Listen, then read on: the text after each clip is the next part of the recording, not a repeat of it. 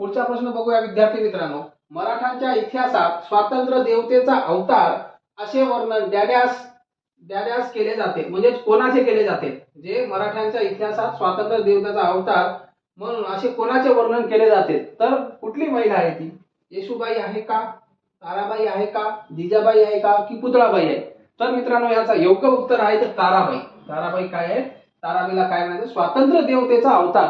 ताराबाई यांना स्वातंत्र्य देवतेचा अवतार म्हणायचे, जे की राजाराम महाराजाची ती धर्मपत्नी होती। आणि येशूबाई ही कोणाची होती? संभाजी महाराजाची। जिजामाता ही शिवाजी महाराजाची आई होती। आणि पुतळाबाई ही शिवाजी महाराजाची पत्नी होती मित्रांनो। तर पुढचा बघूया 7 नंबर। दक्षिणेचा तैमूर अशी कोणाची भीती पसरली होती? दक्षिणेचा तैमूर म्हणजे खतरनाक, तैमूर म्हणजे राक्षस, तैमूर म्हणजे हळवान अशी जी भीती पसरली होती ती कोणाची पसरली होती? तर नादिरशाह नाही, अहमदशाह अब्दाली, गझनीचा मोहम्मद आणि तैमूर लंग। तर मित्रांनो अहमदशाह अब्दाली यांची भीती पसरली होती। अहमदशाह अब्दाली हा अफगाणिस्तानकडून यायचा आणि हा अहमदशाह अब्दाली आणि मराठे यांच्यात पानिपतची जी तिसरी लढाई झाली ती अहमदशाह अब्दाली आणि मराठे याच्यात झाली। मराठे जेव्हा आतापर्यंत मराठेचा म्हणजे जेव्हापासून शिवाजी महाराज होते किंवा शिवाजी महाराजांच्या अगोदर पण जेवढा नुकसान पानिपतच्या तिसरी लढाईत झाला मराठाचा तेवढा नुकसान कधीच झाला न होता मित्रांनो। एवढा नुकसान झाला होता कधी? अहमदशाह अब्दाली आणि मराठाच्या युद्धात, जे की पानिपतची तिसरी लढाई म्हणून इतिहासात प्रसिद्ध आहे। गझनीचा मोहम्मद जो होता त्याने भारतावर 17 वेळा स्वारी केली होती। 17 वेळा भारताला त्याने एवढं लुटलं की हिसाबाच्या बाहेर लुटलं भारताला। आणि तैमूरशाह लंगन। पुढचा प्रश्न बघूया मित्रांनो। शाहिस्ते खानाने जेव्हा पुणे प्रांतात चाकणच्या किल्ल्याला वेढा दिला तेव्हा किल्ल्याचा किल्लेदार कोण होता? शाहिस्ते खान जेव्हा मराठ्यावर चालून येत होता तेव्हा तो पुणे वाई असं करत तो पहिला वाईचा सुभेदार होता। त्याच्यामुळे त्यांना वाईची सगळी माहिती होती। वाई, सातारा, पुण्याची त्यांना सगळी माहिती होती। म्हणून औरंगजेबाने मामाला इकडं पाठवलं होतं, कुठं? की महाराजावर चालून जाण्यासाठी पाठवलं होतं शाहिस्ते खानाला। तो येताना पुणे प्रांतात चाकणच्या किल्ल्याला वेढा दिला। छोटासा किल्ला होता चाकणचा, तिथं त्याने वेढा दिला। तर त्या वेढाचं किल्लेदार जेव्हा ते किल्ल्याचे किल्लेदार कोण होते? तर मित्रांनो बाजीप्रभू देशपांडे होते का? नाही। बाजीप्रभू देशपांडे आपल्याला माहिती आहे। बाजीप्रभूंनी काय केली होती? खिंड लढली होती, पावन खिंड लढवली होती। जेव्हा महाराज पन्हाळगडच्या वेढात अडकले होते, मिर्झा राजा जयसिंग यांनी जेव्हा महाराजांना पन्हाळगडच्या वेढात अडकून ठेवलं होतं तेव्हा महाराज तिथून निघण्याचा प्रयत्न करत होते। मग त्या निघण्याच्या प्रयत्नात जो जीवा काशीद होता, तो जीवा काशीद हा असा तरुण होता, तो महाराजासारखा दिसायचा, सेम दाढी आणि मिशाला कट मारून महाराजासारखा दिसायचा। मग महाराज काय केले? त्यांना याच्यात बसवून पालखीमध्ये बसवून त्यांना मूळ वाटेने काढून देण्यात आला आणि महाराज हे दुसऱ्या वाटेने निघून म्हणजे असं गुप्तपणाने निघून दुसऱ्या वाटेने खाली गेले। तेव्हा जात असताना जो शिवा काशीद होता तो पकडला गेला आणि मिर्झा राजा जयसिंग त्यांनी त्याला तिथंच ठार केला। पण महाराज जे गेले होते त्यांना पत्ता लागला की महाराज कुठल्या तरी वाटेने निघून गेले आहेत। म्हणून त्यांनी मिर्झा राजा जयसिंगांनी त्या महाराजासोबत सैन्य पाठवले आणि ते सैन्य पाठवताना जे महाराज आणि बाजीप्रभू देशपांडे यांच्यासोबत अनेक सैन्य पण होते। सैन्यांना घेऊन बाजीप्रभू देशपांडे यांनी त्या पावनखिंडात थांबले आणि महाराजांना पुढच्या याच्यावर त्यांना विशाळगडावर पाठवण्यात आला। मग महाराज विशाळगडापर्यंत पोहोचेपर्यंत बाजीप्रभू देशपांडे हे खिंड लढवत होते आणि या खिंड लढवत असताना बाजीप्रभू यांना वीर मरण आला। तर बाजीप्रभू आहे का? उत्तर याचा नाही। फिरंगोजी नरसाळे हे नरसाळा हे काय होते? हे चाकणच्या किल्ल्याचे किल्लेदार होते, जे की शाहिस्ते खानाची एवढी मोठी फौज असून पण त्यांनी किल्ला त्यांना लवकर दिला नाही। चांगल्या प्रकारे किल्ला लढवला होता फिरंगोजी नरसाळा। आणि जीवा महाल हा पण एक हेच होता। आणि तानाजी मालुसरे, तर मित्रांनो तानाजी मालुसरे सगळ्यांना माहित आहे। तानाजी मालुसरे आणि मिर्झा राजा जयसिंग यांच्यात जो युद्ध झाला होता त्याच्यात तानाजी मालुसरे यांची हे वीर मरण आला होता। तेव्हा शिवाजी महाराजांनी एक वाक्य काढले होते तानाजी मालुसरे बाबतीत गड आला पण सिंह गेला, म्हणून त्या किल्ल्याला कोंढाण्याला काय नाव देण्यात आलं होतं मित्रांनो, त्यांना सिंहगड असे देण्यात आला होता. पुढचा प्रश्न बघूया. छत्रपती शिवाजी महाराजांनी जेव्हा सुरतेवर स्वारी केली तेव्हा डॅड्यास सुरतेचे सुभेदार होते. महाराजांनी हा शाहिस्ता खान पुण्यात 3 वर्ष होता, 3-4 वर्ष पुण्यात होता.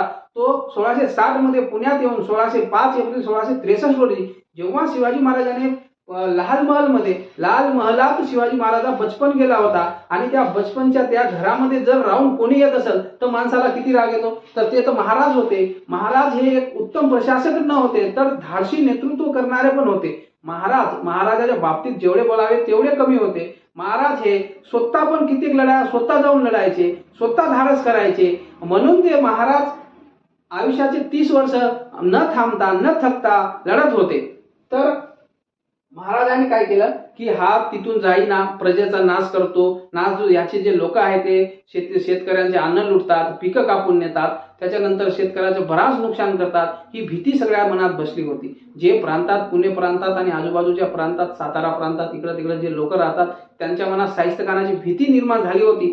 शाहिस्तखानाची भीती काढायची कशी ही महाराजाच्या डोक्यात प्लॅन चालू होता आणि महाराजांनी तसं प्लॅन आखलाय. जेव्हा एखादी वराड जातो तिथून वराड जायचे, लाल महालाकडून लग्नाचे वराड जायचे, त्या वराडाच्या याच्यात गर्दीमध्ये घुसून महाराजांनी शाहिस्तखानाच्या दालनात जाऊन शाहिस्तखानाची बोटे छाटली होती आणि महाराजांनीच नंतर आवाज केलं होतं की शिवाजी आला पळा पळा. तेव्हा शाहिस्तखान हा डायरेक्ट तिथून निघून गेल्यानंतर औरंगजेबाने त्याची बदली डायरेक्ट उत्तरेकडे केली. मामाला औरंगजेबाने उत्तरेकडे पाठवला. पण या 3 वर्षात जे 3 वर्ष होते त्या 3 वर्षात शाहिस्तखानांनी पुणे या प्रांताच्या आणि आजूबाजूचे प्रांत होतं त्याच्या खूप सारं नुकसान केलं होतं. म्हणजे नुकसान भरायचं कसं, हे नुकसान भरायचं कसे, त्याच्यासाठी शिवाजी महाराजांनी काय केली, एक योजना आखली की सुरतवर आपल्याला हल्ला करायला पाहिजे, सुरत लुटलं पाहिजे. सुरत का लुटलं पाहिजे? सुरत मात्र हा आर्थिकदृष्ट्या त्यावेळेस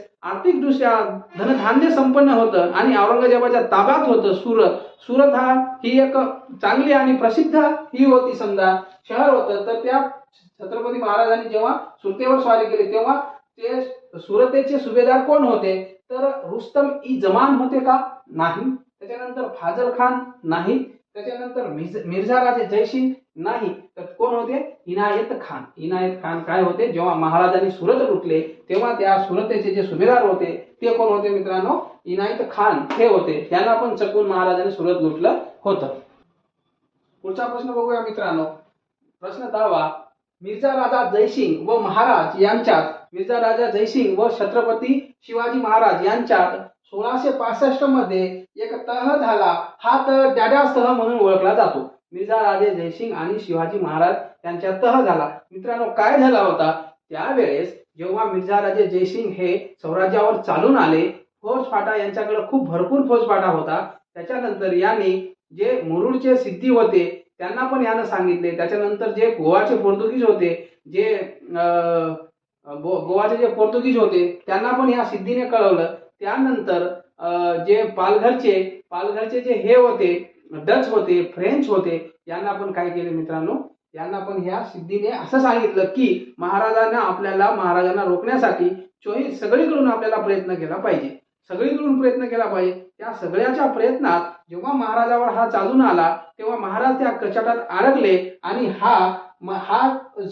मिर्झा राजा जयसिंग हा तिथून जायला तयारच न होता. त्यामुळे महाराजांनी काय केले मित्रांनो? बोलणी सुरू केली. बोलणी सुरू करत असताना मग तर त्याच्यात एक तह झाला. महाराज आणि मिर्झा राजे जयसिंग यांच्यात एक तह झाला. त्या तहानुसार तर तो तह 1665 मध्ये झाला. तर तो तह कुठल्या किल्ल्यावर झाला हे आपल्याला सांगायचं आहे. प्रतापगडावर झाला का? नाही. प्रतापगडावर झाला नाही. विशाळगडावर झाला का? विशाळगडावर झाला नाही. त्याच्यानंतर लोहगडावर नाही. तर कुठे झाला मित्रांनो? पुरंदराचा तह, पुरंदरगडावर तो तह झाला आणि त्या तहामध्ये स्वराज्याला जे जिद्दीने, मेहनतीने, कष्टीने आणि एवढे सारे प्रयत्न करून जे किल्ले कमावले होते, बांधले होते, जिंकले होते ते मित्रांनो 23 किल्ले, स्वराज्याचे 23 किल्ले यांना औरंगजेबाला म्हणजेच मिर्झा राजा जयसिंग यांना परत द्यावं लागले. किती मेहनत लागली असेल त्या किल्ल्याला जिंकण्यासाठी, किती लोकांचा जीव गेला असेल, किती लोक स्वराज्यासाठी शहीद झाले असेल, तरी पण वेळप्रसंगी महाराजांना एक पाऊल मागे घेत 23 किल्ले त्यांना दिले. 23 किल्ले दिल्यानंतर मित्रांनो, किल्ले दिल्यानंतर अशी शर्यत होती मिर्झा राजे जयसिंगची, जे की औरंगजेबचा 50वा वाढदिवस, जो 50वा वाढदिवस त्यांना साजरा करायचा होता कुठं, सुरतमध्ये. तर यांना सुरतमध्ये बोलवून घेतलं शिवाजी महाराजांना, आणि आदिलशहा विरुद्ध लढण्यासाठी तू आम्हाला मदत करशील, म्हणजे महाराजांनी मिर्झा राजे जयसिंगांना मदत करावी आदिलशहाला लढण्यासाठी. मग त्याच्यात आदिलशहा आणि मुघल आणि महाराज यांच्यात पण युद्ध झाले. महाराज हे कोणाकडून लढत होते, मुघलाकडून लढत होते. म्हणजे तेवढी परिस्थिती खराब आली होती त्यावेळेस, मुघलाकडून लढत होते आणि त्यांना आदिलशहावर चालून गेले होते, पण आदिलशहा हारला नाही. यांची मोहीम अयशस्वी ठरली. मग मिर्झा राजे जयसिंग यांनी काय केले, महाराजांना वाढदिवसानिमित्त बोलवलंय कुठं, औरंगजेबाच्या तिथं, आणि सुरत येथे नाही, आग्रा येथे औरंगजेबच्या तिथं बोलवून घेतलं. आणि औरंगजेबच्या बोलून घेताना त्यानं असं बोललं होतं की मी तुम्हाला मदत करेन, मी तुमची सगळी सुरक्षेची हमी मी घेतो. म्हणून महाराज हे विश्वासाने गेले. महाराजासोबत त्यांचे युवराज, जे की फक्त 8 वर्षाचे होते मित्रांनो, संभाजी महाराज, हे पण गेले होते. त्यांना नजरकैदेत ठेवण्यात आलं तिथं. ते नजरकैदेतून तिथून सुटून आले, आणि सुटून येताना जे संभाजी महाराज फक्त 8 वर्षाचे होते तेव्हा त्यांना मथुरा येथे सोडून आले होते मित्रांनो. तर आपण कुठे झाला होता तह, पुरंदरचा तह म्हणून ओळखला जातो. तर महाराजांनी 1677 ला दक्षिणेकडील बंगळूर, होसकोट, जिंजी, वेल्लोरे इत्यादी किल्ले जिंकून डॅड्याशांना मुख्य कारभारी बनवला. जेव्हा महाराजांनी राज्याभिषेक करून घेतलं, कधी 6 जून 1774 रोजी राज्याभिषेक करून घेतलं महाराजांनी. तर राज्याभिषेक करून घेतल्यानंतर महाराज हे छत्रपती झाले होते.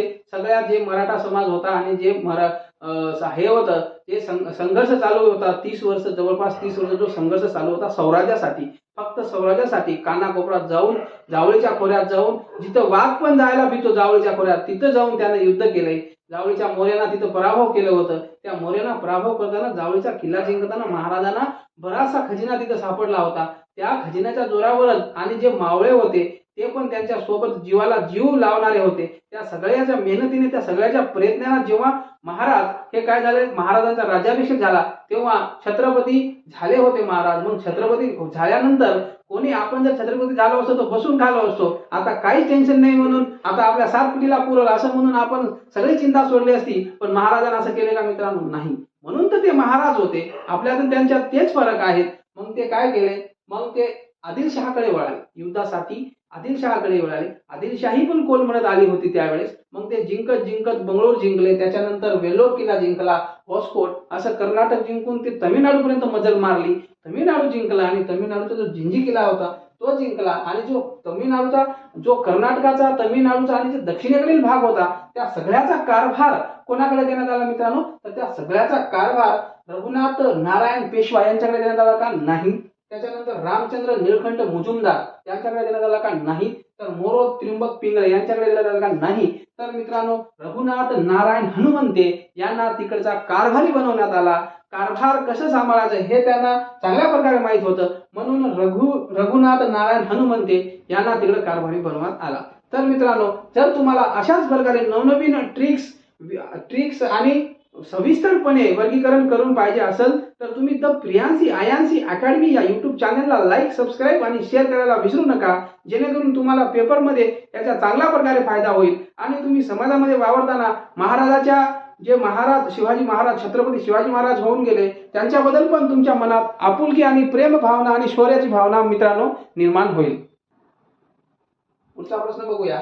आग्र्याहून येताना संभाजी महाराजांना कोठे ठेवून आले होते? तर आपण पुढच्या, जे मागचा प्रश्न झाला त्याच्यात बघितलोय, मथुरा येथे सोडून आले होते. मथुरा येथे सोडून आले होते. काशी, दिल्ली, अयोध्या का? नाही, मथुरा येथे सोडून आले होते. तर राज्याभिषेकानंतर पुढचा प्रश्न क्रमांक 13. राज्याभिषेकानंतर महाराजांनी द्याद्यास शब्दांना पर्यायी संस्कृत शब्द असणारा एक कोश तयार करून घेतला होता. जे कोश तयार केला होता महाराजांनी, तर कुठल्या शब्दावर? जे की संस्कृतला पर्यायी शब्द होता. तर महाराजांना बऱ्याच लिपी यायच्या, बऱ्याच भाषा यायच्या. महाराज हे संस्कृतचे गाढे अभ्यासक पण होते आणि त्यांनी ते संस्कृत भाषा ही सामान्यांना समजत नाही, कुठली भाषा समजते, त्यावेळेस फारसी भाषा समजायची. म्हणून अरबी, फारसी, कन्नड, उर्दू, तर फारसी भाषेत हे फारसी भाषा बोलणारे लोक जास्त होते. म्हणून फारसी भाषेत काय केलं त्यानं, राज्याभिषेक करताना पर्यायी संस्कृत शब्दाचा एक कोश तयार केला होता संस्कृतच्या म्हणजे त्याच्या विरुद्ध, म्हणजे फारसी भाषेत. मित्रांनो, डॅड्यास येथील सरस्वती महाल हे ग्रंथालय जगप्रसिद्ध आहे. कुठं आहे? जे सरस्वती महाल आहे हे ग्रंथालय त्या काळात ग्रंथालय तर कुठे आहे ते? वेल्लोरला आहे का? नाही. बंगळूरला आहेत का? नाही. होसकोट नाही. तर जिंजी जी की सौराज्याची दक्षिण राजधानी म्हणून ओळखली जाते, जिंजी, तर जिंजीला सरस्वती महाल हे ग्रंथालय जगप्रसिद्ध होते त्या काळात. मित्रांनो, पुढचा प्रश्न बघूया. पायदळाच्या प्रमुखास डॅड्यास असे म्हणत. महाराजाच्या काळात पायदळ होते, घोडदळ होते, तर त्या पायदळाच्या प्रमुखास काय म्हणत? जुमलेदार, सिलेदार, बारगीर आणि सरनोबत. तर काय म्हणत मित्रांनो? सरनोबत म्हणत. महाराजांचे हेर खात्याचे प्रमुख डॅड्यास होता. कोण होता? महाराजांचे हेर खात्याचे प्रमुख कोण होते मित्रांनो? तर नेताजी पालकर. नाही. नेताजी पालकर जेव्हा मिर्झा राजे जयसिंग यांनी पुरंदर केला वेढा टाकला होता, तर त्या वेड्याला बाहेरून मारा करायचे, बाहेरून ते वेळा उठवण्याचा प्रयत्न करायचा. कोण? नेताजी पालकर. प्रतापराव गुज्जर. नाही. त्याच्यानंतर बहरजी नाईक. हो, बहरजी नाईक हे हेर खात्याचे प्रमुख होते आणि सुरत लुटण्यापूर्वी बहरजी नाईक यांनी जी सुरताची खडाखडाची माहिती महाराजांना दिली होती. महाराज यांच्यावर डोळे झाकून विश्वास करायचे, कारण हा बहरजी नाईक एक विश्वासू होता. तो फक्त वेश बदलल्यानंतर महाराजाच ओळखू यायचा, बाकीच्या कोणालाही ओळखू यायचं नाही. मित्रांनो, पुढचा प्रश्न बघूया.